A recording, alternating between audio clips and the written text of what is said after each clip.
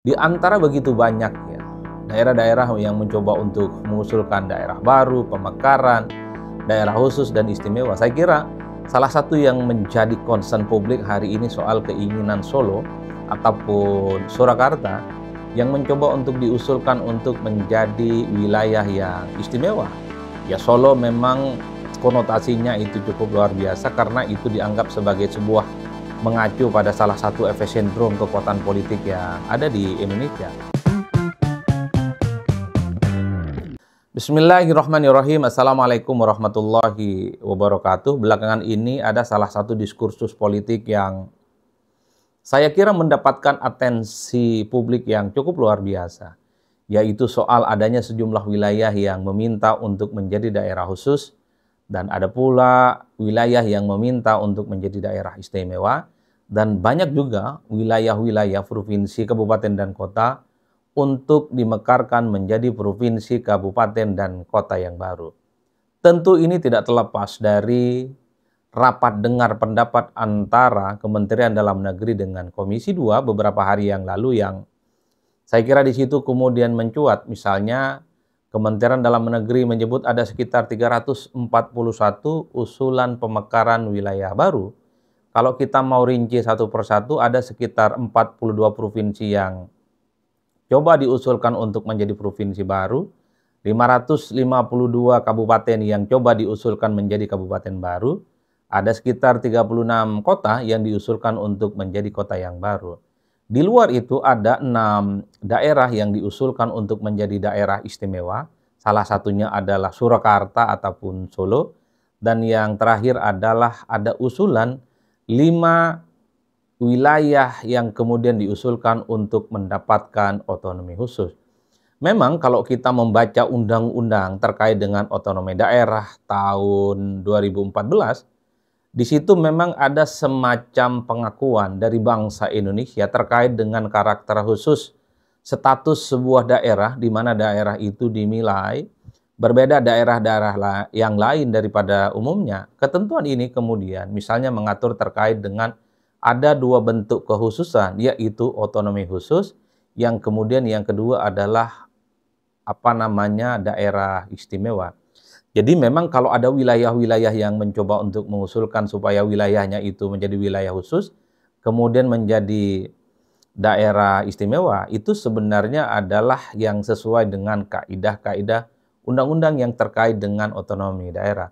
Di antara begitu banyak ya, daerah-daerah yang mencoba untuk mengusulkan daerah baru, pemekaran, daerah khusus dan istimewa, saya kira salah satu yang menjadi concern publik hari ini soal keinginan Solo ataupun Surakarta yang mencoba untuk diusulkan untuk menjadi wilayah yang istimewa. Ya Solo memang konotasinya itu cukup luar biasa karena itu dianggap sebagai sebuah mengacu pada salah satu epicentrum kekuatan politik yang ada di Indonesia. Dan bahkan sebenarnya kalau mau jujur, kita coba tracking satu persatu, Solo yang kemudian disebut dengan bahasa lain adalah Surakarta, itu kan sebenarnya sempat diusulkan untuk menjadi daerah istimewa itu sekitar Oktober 2019. Saat itu Bupati Karanganyar kalau tidak salah sempat mengusulkan supaya Surakarta itu berpisah dengan Jawa Tengah dan nantinya Surakarta ataupun Solo itu menjadi provinsi baru dengan status istimewa. Dan sempat diusulkan tahun 2019 itu Surakarta ini nantinya akan misalnya bergabung dengan wilayah-wilayah lain seperti Sukoharjo, kemudian Klaten, Boyolali, Wonogiri, Karanganyar, dan Sragen. Ada sekitar 7 wilayah yang kemudian akan disatukan sebagai daerah istimewa Surakarta ataupun daerah istimewa Solo, yang kemudian ini akan terlepas dari Jawa Tengah dan menjadi provinsi baru, provinsi khusus, dan provinsi istimewa. Jadi sebenarnya usulan-usulan semacam ini, terutama korespondensi historisnya, terutama yang terkait dengan Solo ataupun Surakarta, sebenarnya ini dimulai sejak lama. Yang menjadi menarik adalah di antara begitu banyak ya usulan-usulan terkait dengan wilayah yang ingin mekar, ingin istimewa, dan ingin khusus, Solo tentu memantik perhatian yang cukup serius karena di Solo itu dinilai punya tradisi, punya sejarah, punya historisitas punya nilai-nilai sosiokultural yang dinilai memang memiliki syarat untuk dijadikan sebagai wilayah istimewa.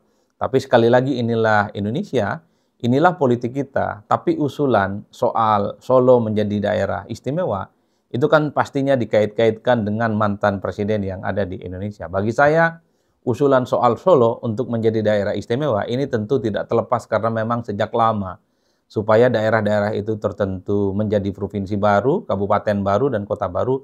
Ini tentu tidak terlepas karena adanya kegagalan otonomi daerah. Dan di daerah-daerah memang otonomi daerah itu dianggap sangat gagal dan tidak mampu mensejahterakan masyarakat secara umum.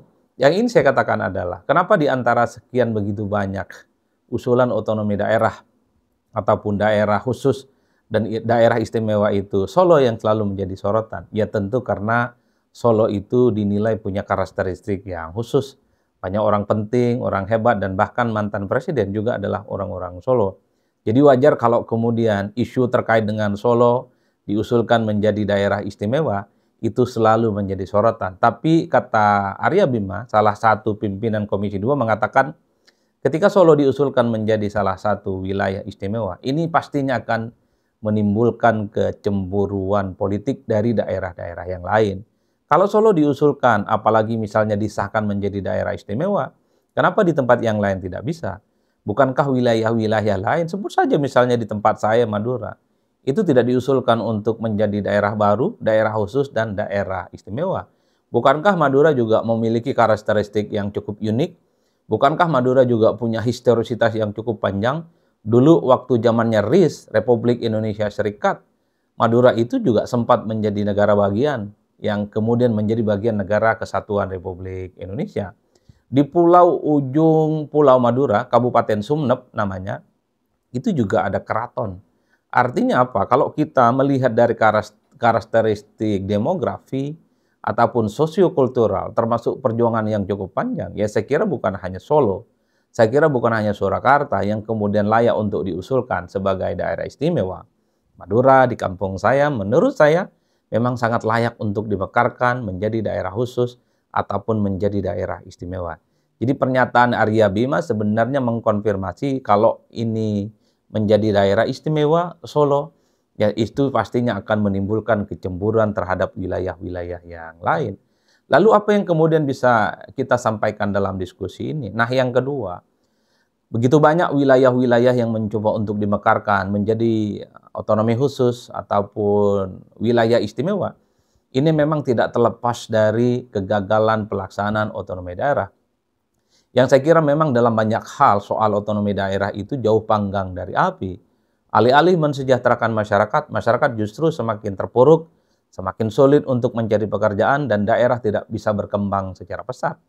Dan bahkan kita bisa cek satu persatu fenomena urbanisasi, orang-orang daerah yang menyerbu kota-kota besar, Jakarta dan sekitarnya, ataupun kota-kota besar yang lain, adalah fenomena yang tidak bisa dihindarkan dari sekarang. Orang desa, orang daerah berbondong-bondong mencari pekerjaan dan penghidupan yang layak, itu karena memang daerah itu tidak bisa berkembang sesuai dengan harapan. Padahal kita tahu adanya otonomi daerah itu keinginannya adalah supaya daerah itu bisa mekar, bisa tumbuh berkembang dengan baik, dan kemudian yang paling penting adalah mensejahterakan daerah dan masyarakat di sekitarnya. Jadi bagi saya ketika begitu banyak yang mengusulkan adanya pemekaran provinsi baru, kota baru, kabupaten baru, kemudian yang menginginkan adanya otonomi khusus dan otonomi istimewa, bagi saya sebagai bentuk kritik kegagalan dari pelaksanaan otonomi daerah. Bahkan kalau mau jujur, otonomi daerah itu hanya mensejahterakan kelompok-kelompok elit tertentu, kelompok lokal, dan tidak merembes bagaimana mensejahterakan masyarakat secara umum. Jadi saya memaknai persoalan usulan otonomi khusus dan otonomi istimewa bagi wilayah-wilayah ini sebagai sebuah bentuk kritik, karena memang otonomi daerah itu selama ini tidak berjalan sesuai dengan harapan. Yang kedua tentu adalah, kalau kita mau jujur, adanya pemekaran dari sejumlah wilayah dan ingin menjadi istimewa dan khusus, ya karena memang mereka itu terlihat ingin punya keistimewaan, supaya bisa mendapatkan akses pengelolaan keuangan, ataupun akses pengelolaan terhadap sumber daya. Mari kita cek satu persatu. Aceh misalnya, itu kan menjadi salah satu daerah istimewa yang saya kira memang dalam prakteknya itu kemudian membuat Aceh dinilai punya spesifikasi. Kan ada dua wilayah yang saya kira sampai hari ini menjadi wilayah istimewa. Aceh misalnya, kemudian Yogyakarta. Aceh itu ditetapkan sebagai wilayah istimewa itu pada tahun 1959. Sementara Yogyakarta disebut sebagai wilayah istimewa itu sekitar tahun 1950. Mari kita cek satu persatu. Ini sebagai salah satu contoh ya. Apa yang terjadi dengan Aceh atau apa yang terjadi dengan Yogyakarta setelah mereka itu mendapatkan eh, disebut sebagai daerah istimewa. Aceh misalnya itu mendapatkan dana bagi hasil kelola minyak dan gas bumi itu di atas rata-rata dibandingkan dengan daerah-daerah yang lain. Bahkan Aceh juga punya keistimewaan untuk bisa menerapkan hukum syariat Islam yang disebut dengan Perda Syariah dan juga tumbuhnya partai lokal. Jadi hal-hal yang semacam ini terkait dengan historisitas, faktor geografis, sosiologis, politik dan seterusnya terkait juga dengan kontribusi terkait dengan bagaimana membangun bangsa dan negara, itulah yang kemudian membuat Aceh dijadikan sebagai salah satu daerah istimewa. Apa yang terjadi pada Aceh? Misalnya ada Perda Syariah soal syarat Islam ataupun partai lokal, ini kan tidak terjadi di tempat-tempat yang lain. Selanjutnya misalnya kita cek ya soal Yogyakarta. Salah satu keistimewaan dari Yogyakarta itu adalah karena gubernur dan wakil gubernurnya misalnya tidak dipilih secara langsung, berbeda dengan wilayah-wilayah yang lain. Ini tentu sebagai bentuk pengakuan dari pemerintah pusat bagaimana Yogyakarta dinilai punya historisitas, punya tradisi keraton yang cukup panjang sehingga mendapatkan daerah istimewa. Ada hal lain yang terkait dengan daerah khusus seperti ya, Jakarta misalnya. Apa yang terjadi dengan Jakarta? Ya Jakarta tentu memiliki kekhususan terkait dengan sektor pajak. Ataupun di Jakarta itu punya kekhususan terkait dengan bagaimana bupati dan wali kotanya juga tidak dipilih secara langsung seperti pilkada, tapi cukup ditunjuk oleh gubernur, ditunjuk oleh otoritas Jakarta sehingga kekhususan ini menjadi signifikan sebagai sebuah cerminan kenapa wilayah itu minta untuk berbeda dengan yang lain. Begitu dengan apa yang terjadi di Aceh. Kita tahu Aceh itu kan adalah sebuah wilayah yang sangat otonom, wilayah khusus yang saya kira memang Papua maksud saya, kita bisa cek soal Papua. Papua adalah wilayah yang cukup otonom, menurut saya cukup khusus dalam prakteknya, mendapatkan dana otonomi khusus dari pemerintah pusat. Kemudian misalnya di Papua itu juga diberikan kewenangan untuk membentuk lembaga adat dan prioritas bagi orang-orang asli Papua untuk berada di pemerintahan misalnya. Itu adalah sekitar contoh bagaimana otonomi yang terkait dengan daerah khusus dan daerah istimewa itu memang terjadi. Dan ini kemudian yang coba untuk diusulkan oleh begitu banyak wilayah, provinsi, kabupaten, kota, dan wilayah-wilayah lain di Indonesia. At the end yang ingin saya katakan adalah bahwa daerah khusus ataupun daerah istimewa itu memang penting dan sedang diperjuangkan oleh wilayah masing-masing karena secara praktik ini sebagai bentuk kegagalan bagaimana memang otonomi daerah itu selama ini memang tidak sesuai dengan harapan. Daerah memang terkesan diberikan otonomisasi untuk mengelola wilayah masing-masing, tapi dalam praktiknya, dalam banyak hal, mereka itu juga secara perlahan tidak bisa melepaskan ketergantungan kepada pusat. Wajar kalau kemudian daerah-daerah itu mencoba untuk wilayah-wilayah yang disebut sebagai wilayah khusus dan istimewa. Pertanyaannya adalah, kalau Solo, kalau Surakarta, dan wilayah lain sedang dipikirkan secara serius untuk menjadi daerah istimewa, tentu saya berharap di kemudian hari. Kemudian Madura, ya, yang di situ ada 4 kabupaten, tentu di suatu waktu memang diusulkan menjadi daerah khusus ataupun misalnya untuk menjadi daerah istimewa. Harus saya katakan secara terbuka, Madura secara eksplisit adalah 4 wilayah di Pulau Madura yang memang selama ini itu sangat tidak nyaman, bahkan sama sekali tidak pernah tersentuh oleh pertumbuhan-pertumbuhan apapun yang ada di Jawa Timur. Saya dalam banyak hal agak sedikit provokatif menyatakan saya sebagai orang Madura kok rasa-rasanya tidak pernah merasakan betapa nikmatnya memiliki gubernur dan wakil gubernur, dan tidak pernah merasakan nikmatnya punya bupati yang kemudian dianggap mampu mensejahterakan masyarakat secara umum. Jadi wajar kalau kemudian adanya usulan soal otonomi khusus dan otonomi istimewa ini akan memancing bagaimana wilayah-wilayah yang lain berharap supaya wilayahnya menjadi wilayah khusus dan menjadi wilayah istimewa. Dan dalam banyak hal memang saya kira, harus saya katakan, provinsi-provinsi besar dengan jumlah penduduk seperti Jawa Barat, Jawa Tengah, Jawa Timur, yang rata-rata hampir misalnya 30 juta penduduk, memang pemekaran itu adalah sebuah niscaya. Jawa Barat misalnya masih sangat layak untuk misalnya dijadikan 2 provinsi lagi atau 1 provinsi lagi. Ataupun di Jawa Tengah ada 2 provinsi, saya kira memang juga masih cukup rasional. Di Jawa Timur juga dijadikan 2 provinsi juga cukup rasional. Karena daya jangkau masyarakatnya cukup luas dan cukup luar biasa. Wajar kalau kemudian potret otonomi daerah selama ini itu tidak maksimal. Karena jangkauan pemimpin yang terkait, gubernur sebut saja, itu tidak bisa menjangkau keseluruhan daerah-daerah yang saya kira cukup luas dan sangat luar biasa. Maka sangat layak kalau kemudian provinsi-provinsi tertentu dengan jumlah penduduk yang cukup luas, wilayah yang cukup luas itu sangat layak untuk dimekarkan, bisa jadi daerah khusus ataupun daerah istimewa. Begitupun dengan kabupaten-kabupaten dan kota yang cakupannya luas, tidak tersentuh oleh pemimpin lokal, bupati dan wali kota sangat layak untuk dimekarkan. Tentu sebagai upaya distribusi harapan untuk tumbuh berkembang, daerah yang sehat, daerah yang kemudian makmur, itu sesuai dengan harapan.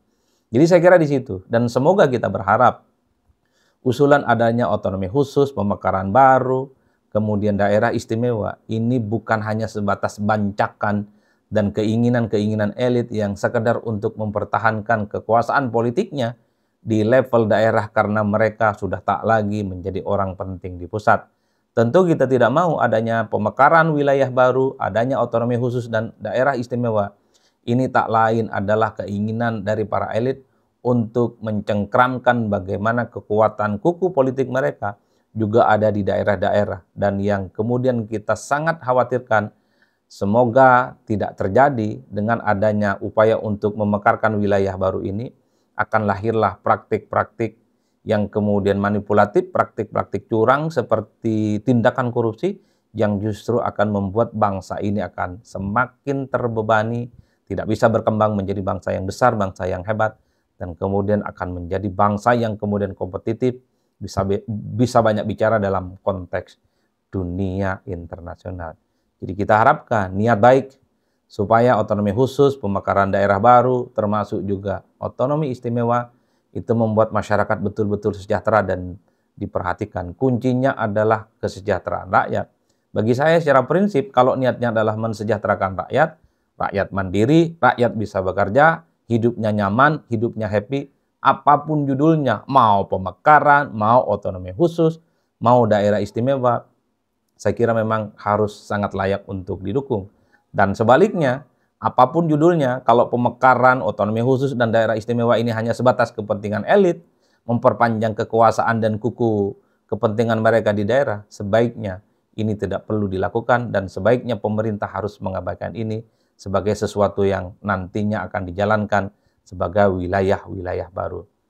Saya kira di situ, salam politik Syaun-Syaun, pastinya mantap, semantap-mantapnya.